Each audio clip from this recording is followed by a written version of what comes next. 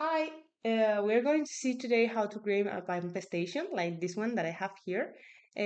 So first of all, what I'm going to do is just delete this one that I created, delete pump station, yes, and I'm going to create a new one. For that, I'm going to use this tool up here, pump station, and I'm just going to draw it here. Where we draw it is not that important because it's not going to take characteristics from this cell, and we can actually move it later. This is just for showing purposes. So I'm gonna call it pump station. Great. And then I can enter the edit window from this left side, pump station, and this window opens up.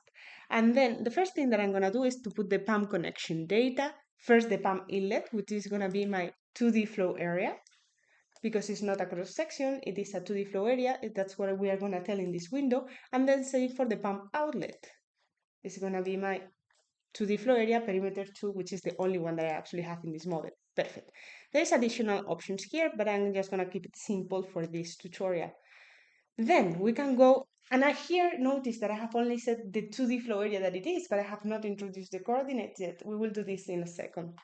So then we will go to the pump group data. In this case, I have group 1 automatically shown up. I could create more groups of pumps, and for that I could go here to add a new pump group.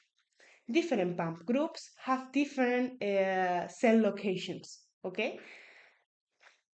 Yeah. And then I can select a startup time, which in my case, I'm just gonna select a minute, and shutdown time 1 minute. In both cases, it's the time that it goes the flow to 0 to full efficiency and from full efficiency to 0. And then I'm gonna select a width. I think this, I just read in the manual that this is just for drawing purposes, but the program needs it because if you click compute later and you don't have a width, it will say, ah, but you have not tell me the width. So we will just put a 5 meter width here. And then down here, I have number of pumps in the group. And here I just have one. If I had several, then I could have several pumps. But in this case, I will just keep it simple. Water surface elevation to turn on the pump and water surface elevation to turn off the pump. And for that, I'm just gonna check quickly, no, but my water is coming from this from here, where the terrain height is around 2 to 1 meters. So here, what I'm gonna select this water surface elevation for going on is 2 to 1.5 meter, and to go off to 1.1. And then we have the pump efficiency curve. And this I want to show you quickly in the manual.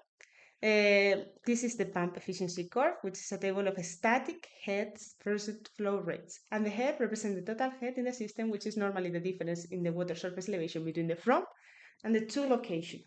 And these are usually also characteristics from the pump you are using. In my case, notice that I'm going from a height of 2 to 1 to a height of 2 to 4. So the head is not going to be very big, but I'm just going to make up here some numbers, 10, 10, the head versus the flow, 8, 8, 5, 5, 3, 3, 1, 1. And then this is very interesting. The GIS pump data. Here is where we actually tell which cell are you going to take the water from and which cell you release it to.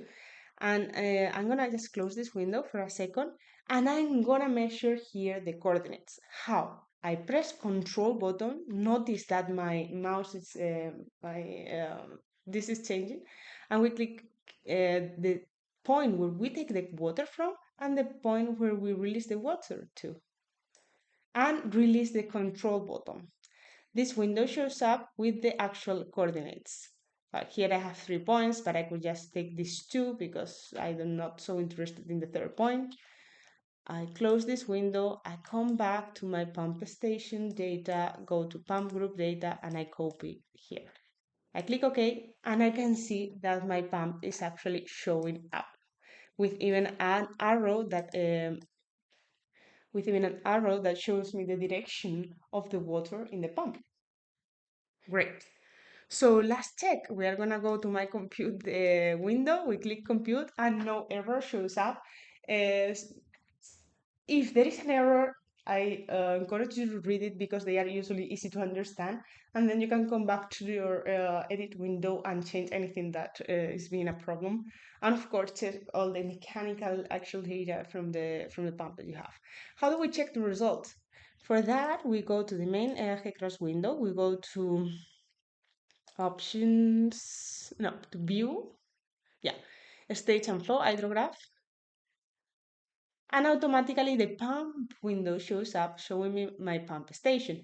And we can see three things here, which is the stage head water, yeah, the water we have in the inlet, the height of the water we have in the inlet, the stage tail water in the outlet, and the flow that is going through, that it's around 2.6, 2.7, 2.6 cubic meter per second in this case.